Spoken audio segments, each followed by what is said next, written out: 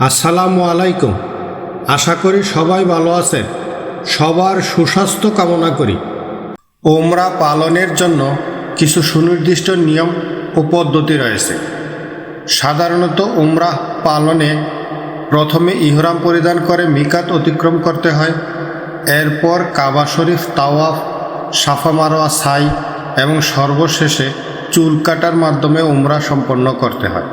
তাওয়াফ: ইহরাম বাঁধার পর মক্কায় পৌঁছে প্রথমে মসজিদুল হারামে প্রবেশ করে কাবা শরীফ তাওয়াফ করতে হয়। তাওয়াফ হল কাবা শরীফকে বাম দিকে রেখে 7 বার প্রদক্ষিণ করা। তাওয়াফের সময় হাজরে আসওয়াদ অর্থাৎ কালো পাথর থেকে শুরু করে প্রতি চক্কর দিতে হয় এবং প্রত্যেক চক্করে হাজরে আসওয়াদের সামনে আসলে বিসমিল্লাহি আল্লাহু আকবার বলে হাত দিয়ে ইশারা করতে হয়। প্রথম 3 চক্করে পুরুষদের রমল করা বা দ্রুত পদে হাঁটা সুন্নাত। এটি হজ ও উমরাহের একটি গুরুত্বপূর্ণ অংশ। তাওয়াফ করার সময় কিছু নিয়ম ও সুন্নত পালন করা জরুরি। তাওয়াফের নিয়মাবলী আলোচনা করা হচ্ছে। তাওয়াফের প্রস্তুতি। পবিত্রতা: তাওয়াফের পূর্বে অবশ্যই পবিত্রতা অর্জন করতে হবে। সতর ডাকাও জরুরি। নিয়ত: মনে মনে তাওয়াফের নিয়ত করতে হবে। হাদিস থেকে জানা যায় যে নিয়ত ছাড়া তাওয়াফ শুদ্ধ হবে না। তালবিয়া পাঠ বন্ধ করা: তাওয়াফ শুরু করার আগে তালবিয়া পাঠ বন্ধ করতে হবে। মসজিদে হারামে প্রবেশ: ডান পা দিয়ে প্রবেশ করা সুন্নত।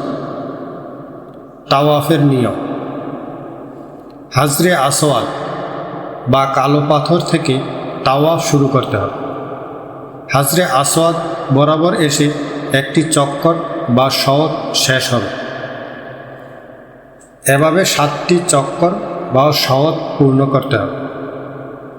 পুরুষদের জন্য ইস্তিবা ও রামল করা সুন্নত। ইস্তিবা: ডান কাঁধ খোলা রেখে বাম কাঁধ দিয়ে চাদর পেঁচিয়ে নেওয়া। রামল: পুরুষদের তাওয়াফের প্রথম 3 চক্করে দ্রুত হাঁটা। তাওয়াফের সময় কাবা শরীফকে বাম দিক রাখতে হবে। সম্ভব হলে রুকনি ইয়ামিনী ও হাজরে আসওয়াদের মাঝে রাব্বানা আতিনা ফিদ দুনিয়া হাসানাতান ওয়া ফিল আখিরাতি হাসানাতান ওয়া কিনা আযাবান্নার দোয়াটি পড়া উত্তম। অন্যান্য সময় যে কোনো মাসনুন দোয়া বা কোরআনের আয়াত তেলাওয়াত করা যেতে পারে। তাওয়াফের পর মাকামে ইব্রাহিমের পেছনে বা মসজিদে হারামের যে কোনো স্থানে সম্ভব হলে 2 রাকাত সুন্নত নামাজ আদায় করা উচিত। গুরুত্বপূর্ণ বিষয়: তাওয়াফের সময় ভিড় বেশি হলে, গ্রাউন্ড ফ্লোরে অসুবিধা হলে 2য় বা 3য় তলায় অথবা ছাদেও তাওয়াফ করা যেতে পারে। নারীদের জন্য তাওয়াফের সময় পুরুষদের থেকে একটু দূরে থাকা উত্তম। তাওয়াফ চলাকালীন সময়ে কোনো প্রকার অশ্লীল বা অনর্থক কথা বলা উচিত না। তাওয়াফ শেষ হওয়ার পর হাজরে আসওয়াদের কাছে গিয়ে বিসমিল্লাহি আল্লাহু আকবার বলে পাথরটিকে চুম্বন করা সুন্নত। তাওয়াফের নিয়মাবলী ভালোভাবে জেনে সঠিকভাবে তাওয়াফ করা প্রত্যেক হাজি ও উমরাহ পালনকারীদের জন্য জরুরি।